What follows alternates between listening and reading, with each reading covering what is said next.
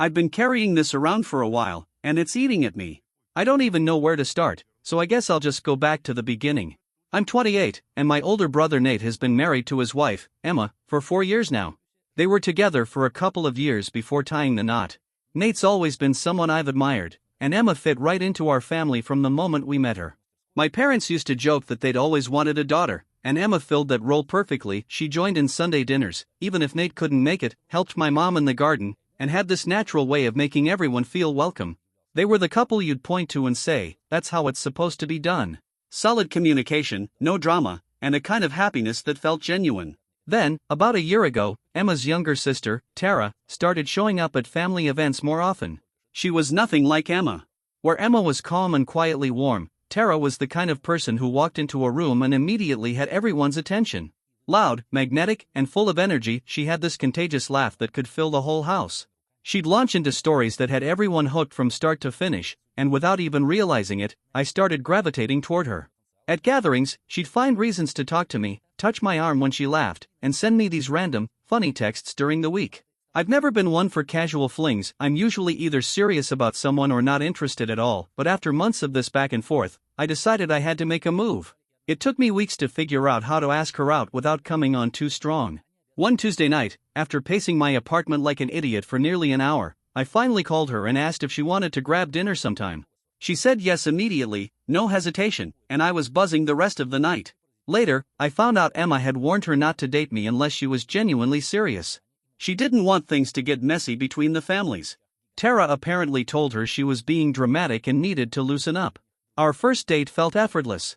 She showed up in this red dress that made it nearly impossible to focus on the menu, and our conversation just clicked. We stayed until the place closed, and when I walked her to her car, she kissed me first. I felt like a teenager again. The second I got home, I called Nate and Emma, and even texted my parents. Everyone seemed happy for me, though Emma's congratulations came with a subtle edge. The next day, she messaged me saying she was glad I'd had a good time but reminded me that Tara had a track record of not treating guys well. I brushed it off as protective older sister behavior. Things moved quickly after that. We were together nearly every night that first week, and by the end of the month, we were officially a couple. I introduced her to my friends and even brought her to work functions. My friends liked her, though my buddy Chris quietly mentioned she seemed high maintenance. I ignored it. But not everything was perfect. We started arguing, sometimes over nothing, other times over bigger issues. She'd cancel on me at the last minute because something better came up with her friends, or I'd get irritated when she spent our entire night together glued to her phone, scrolling Instagram and texting nonstop. I'd vent to Nate about it, and apparently, she'd call Emma to complain about me too. Emma would drop little comments about how Tara had been upset over something I said or did, usually about things I barely remembered. Despite the tension, I was falling hard. Somewhere along the way, I started getting more controlling without realizing it. I wanted to know where she was, who she was with, what she was doing. I check her social media constantly, keeping track of who commented on her posts and who she tagged in photos. I'd ask her to text me when she got places, when she left, and who was there. She usually went along with it, but sometimes I'd get an eye roll or a sigh that made me feel like I was crossing a line. Still, I couldn't shake the feeling that I might lose her to someone more exciting, someone who wasn't as ordinary as me. About 3 months in, that fear turned into suspicion. She told me she was going out with some coworkers on a Friday night, but for weeks she'd been talking a lot about one in particular, a guy named Alex. It was always little things like, Alex said something hilarious today, or Alex and I are working on this project. That night, she was vague about where they were going and dodged my questions. Eventually, I did something I'm not proud of. I decided to show up at the bar she'd mentioned. I told myself I'd just take a quick look, maybe wave if she saw me, and pretend I was there to meet someone else if she asked. The moment I walked in, my stomach dropped. She was sitting at a table with Alex, no other coworkers in sight. They were leaning in close, laughing, and touching hands. Then I watched him tuck a strand of her hair behind her ear, and I felt my blood pressure spike. I froze for a few minutes, torn between disbelief and rage, before marching over. Her eyes went wide when she saw me, part surprise, part guilt. She insisted Alex was just a friend and that the others had canceled last minute. I didn't believe her. Then Alex stood up, told me to calm down, and said I was making a scene. When he put his hand on my chest to push me back, something in me snapped. I swung first. The next few moments were a blur. Chairs toppled, glasses shattered, the bartender was yelling, and someone called the cops. I'd never been arrested before, but that night I was booked for assault and property damage. I couldn't bring myself to call my parents, so I called Nate. He and Emma showed up at 2 in the morning to bail me out.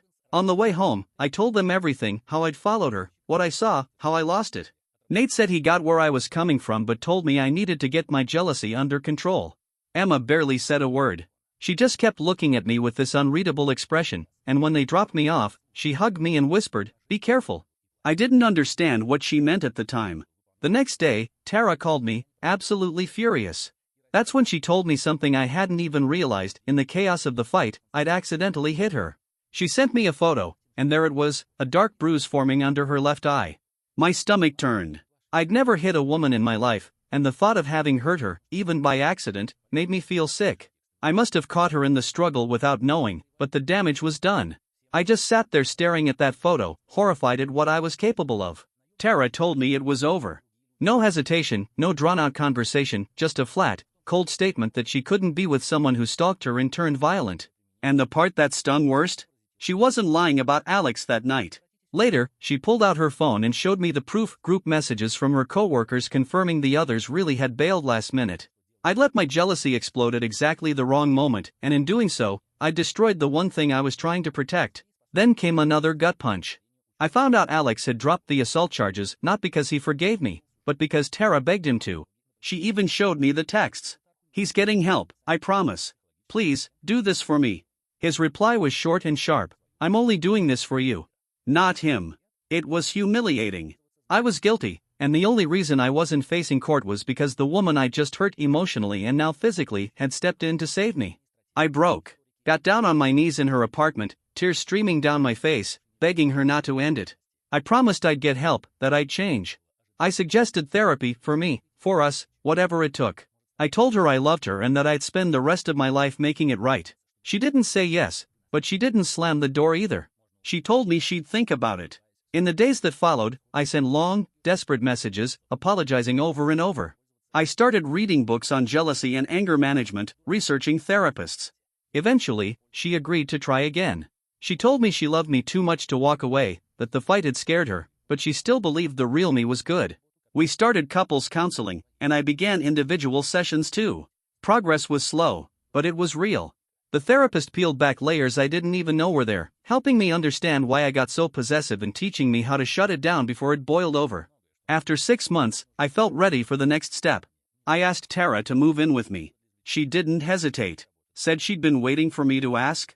Living together was an adjustment. She was messier than I'd realized, and I was more rigid with my routines than she liked. She wanted to go out on Tuesday nights, I preferred saving social plans for weekends.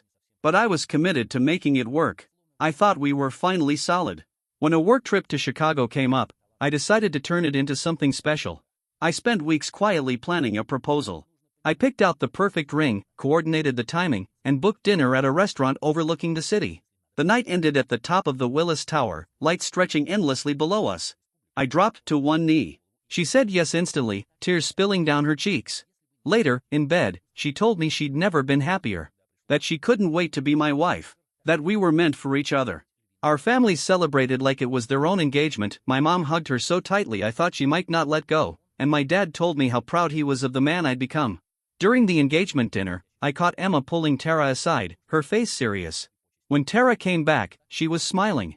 She brushed it off, said Emma was just being her protective self, and that she'd reassured her I'd changed. The next few months were all about wedding prep.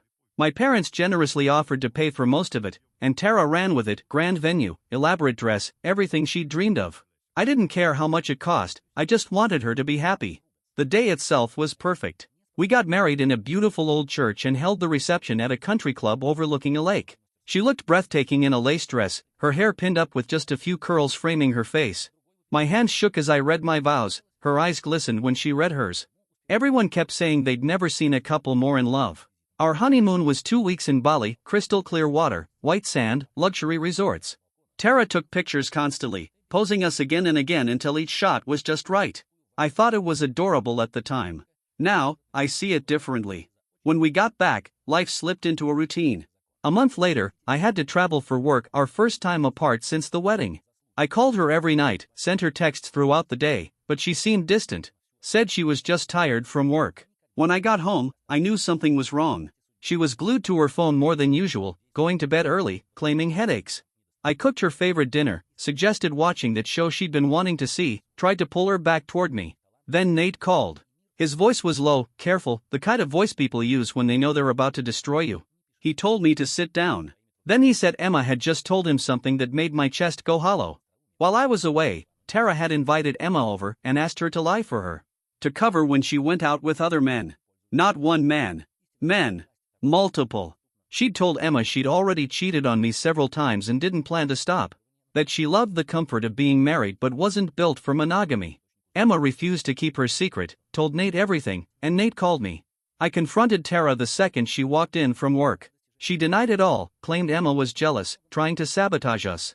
She got defensive fast, accusing me of blindly siding with my family. I grabbed her phone and locked myself in the bathroom. She pounded on the door, screaming for me to give it back, threatening to call the cops. I ignored her. What I found made me physically sick. Dozens of explicit conversations with different men, some co-workers, others total strangers. Photos I can't unsee. Plans to meet up. The messages dated back months, even before the wedding. Some were from our honeymoon, sent while I was in the shower or asleep. I forwarded everything to myself, took screenshots, and then walked out. I handed her the phone without a word, started packing a bag. She followed me, flipping between sobbing apologies and blaming me for invading her privacy. When I reached the door, she grabbed my arm, begging me to stay, to talk it out. I didn't even look at her. I peeled her hand off my arm, opened the door, and walked out without once looking back. That was the last time I saw the inside of our apartment. Right now, I'm living out of a hotel room, trying to wrap my head around how the life I thought I was building turned out to be a complete lie. I've already contacted a lawyer to start the divorce process. Even saying that word, divorce, feels surreal. Just weeks ago, people were congratulating me, calling us the perfect couple, telling me how lucky I was. Now I'm the guy who promised forever in front of a church full of people, only to find out forever lasted less than 2 months. It's been a week since I walked out. I still haven't gone back to the apartment. I can't. I don't want to see our wedding photos hanging on the walls, the furniture we picked out together, the bed we shared. My lawyer explained that cheating isn't grounds for an annulment, so divorce is the only option. Because it's such a short marriage and I have undeniable proof of infidelity, it should be simple legally, no kids, no property, just a rented apartment we were sharing while saving for a house. The one messy part is my parents. They paid for almost everything, about $40,000, and the thought of it now makes me sick. The lawyer says we might be able to recover some of that, but honestly, I just want this over. Tara's been flooding my phone calls, texts, voicemails, dozens a day. She bounces between apologizing, blaming me, saying my jealousy drove her away, then crying about how much she loves me and how she'll change. The next message will be her claiming Emma ruined our marriage out of jealousy. After 3 days of that, I blocked her number. She just found new ways to get through fake email addresses, calls from friends' phones. I've saved all of it for my lawyer in case we need harassment evidence. Nate and Emma have been my anchors through this. They've offered their guest room, hot meals, and an open ear. But I've told them I need space. I can't take anyone's pity right now, even from people I know love me. Emma keeps apologizing for telling Nate, which led to him telling me. I told her she absolutely did the right thing. I'd rather be gutted by the truth than smile for holiday photos while my wife made a fool of me. The hardest part was telling my parents. They adored Tara, loved how I'd grown since being with her, how I'd done therapy and learned to manage my temper. My mom had already started talking about grandkids. When I told her, she broke down into sobs that shook her whole body. My dad went quiet, the kind of quiet that's pure, simmering anger. He wanted details, but I didn't give him the worst of it. I just said she'd been unfaithful multiple times and it was over. Mom asked if there was any chance we could work it out. I said no. I meant it. I've taken time off work.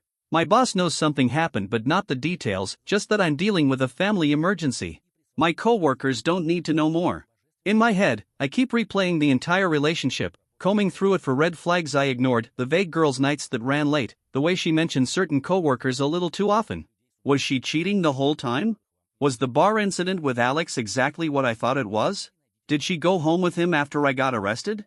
I'll never really know. Sleep has been a joke. When I do drift off, I dream we're still happy planning our future, laughing in our kitchen, and then I wake up in a dim hotel room alone. The crash back to reality is brutal.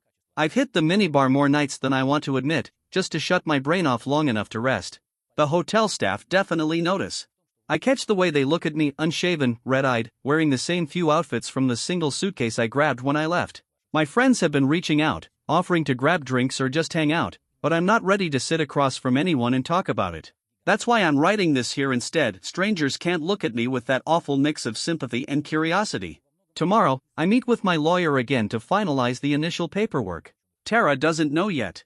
She'll find out when she gets served, and I'm dreading the inevitable explosion. But I'm not turning back. Whatever we had is dead, and it's been dead longer than I realized. Update, 2 weeks later. It's been 3 weeks since I found out. Last week, Tara was served the divorce papers at her office. I didn't want to do it that way, but the lawyer said it was simplest. She barely stays at the apartment, and I wasn't about to hand them to her myself. Her reaction was exactly what I expected, full-blown meltdown. That same night, she somehow tracked down where I was staying, probably just called every hotel in the area until she found one with my name in the system. Around 8 p.m., the front desk rang my room. A woman downstairs was making a scene, claiming to be my wife and demanding to know my room number. I knew I couldn't hide forever. I went down to face it. She was a mess in the hotel lobby, mascara streaked down her cheeks, hair tangled, voice cracking as she yelled that I couldn't do this to her. She kept demanding that we talk, saying I at least owed her that much. People had stopped what they were doing to watch. A security guard lingered close enough to step in if things escalated. I was burning with embarrassment, furious she tracked me down, and yet, somewhere deep under all that anger, there was still that old reflex, the part of me that hated seeing her cry. Against my better judgment, I agreed to sit down with her in the hotel restaurant. Big mistake. From the first minute, it was the same exhausting loop of denial, blame, and emotional baiting. She swore the messages I found were just harmless flirting, nothing physical, which was a flat-out lie, considering what I'd read. Then she claimed she had a sex addiction and needed help, not abandonment. After that, she shifted into the "I was confused but now I know it's you, only you, forever" speech. When the begging didn't work, she went for the smear campaign. She blamed Emma again, saying she was jealous of our marriage and had always resented Tara's freedom and passion. And when that failed too, she dropped the threat. She brought up the bar fight the night I accidentally hit her and told me she still had pictures of the black eye. Said she could show them to everyone, claim I was abusive, and people would believe her. She said I'd lose my job, my friends, my reputation. I didn't rise to it. I told her plainly that the divorce was happening whether she cooperated or not. If she kept harassing me or tried to spread lies, I'd file for a restraining order and sue for defamation. I reminded her that I had every incriminating message saved, hard evidence of her affairs and her character. Then I stood up and walked away. She trailed me to the elevator, her voice climbing from pleading to screaming again, until hotel security physically stepped in. Back in my room, I called my lawyer immediately. He told me to document everything and said we'd file for a restraining order if she pulled something like that again. The next day, I finally went back to the apartment to collect the rest of my stuff. I asked Nate to come along in case Tara showed up. She didn't, probably at work, though at that point, I couldn't have told you her schedule if I tried. I packed only what mattered: clothes, my computer, personal documents, a few belongings that had meaning long before Tara entered my life. The furniture, kitchenware, wedding gifts, I left all of it behind. Nate helped me load his car. We didn't talk much, but just having him there kept me steady. Now I'm out of the hotel and into a small furnished apartment on a month-to-month lease. It's not much, but at least I can cook for myself and start building some kind of routine again. I've gone back to work, though focusing is almost impossible. The difference is obvious. Not long ago, I was the smiling newlywed with a ring on my finger. Now I'm ringless, hollow-eyed, and clearly not sleeping. People at the office have noticed, but no one's pried. A couple of close colleagues have asked if I'm okay. I've kept it vague, personal stuff. I can't bring myself to say, my wife cheated on me and now I'm getting divorced. My parents stopped by yesterday. Mom brought groceries, homemade lasagna, and clean sheets. Dad helped me set up the TV and hang a few pictures I'd salvaged from the apartment. They didn't stay long. I think it hurt them to see me like this. They'd been so proud when I got married, so sure I'd finally settled down. Now they're looking at a son who's 28, divorced before the ink's even dry on the marriage license. When they left, Mom hugged me and whispered that it would get better with time. I want to believe her. My lawyer says Tara's contesting the divorce, claiming there's no proof she cheated. I sent him every message I pulled from her phone, dozens of graphic exchanges with at least 4 men, hotel meetups scheduled while I was at work, and complaints about how boring I was in bed compared to them. He says it's more than enough to prove adultery and that she's just stalling, maybe hoping I'll cave and agree to counseling. That's not happening. Even with her fighting it, he says we're looking at a maximum of 6 months before it's finalized. Emma reached out for the first time since this all started. We met for coffee at a place far enough from our usual spots that we wouldn't run into anyone. She apologized again for not warning me sooner, for not realizing what her sister was capable of. I told her she had nothing to apologize for. If anything, I owe her for telling Nate the truth when staying silent would have been easier. She told me Tara's been bad-mouthing her to their parents, claiming she sabotaged the marriage out of spite. Their dad isn't buying it, he's never been taken in by Tara's act. Their mom, though, is stuck in the middle. That's drama I don't want anywhere near me anymore, but it still pisses me off to see Emma taking hits for doing the right thing. I'm worn down to the bone. Between the legal fight, the emotional fallout, and the constant reminders of what happened, I feel like I'm running on fumes. That's where things stand for now.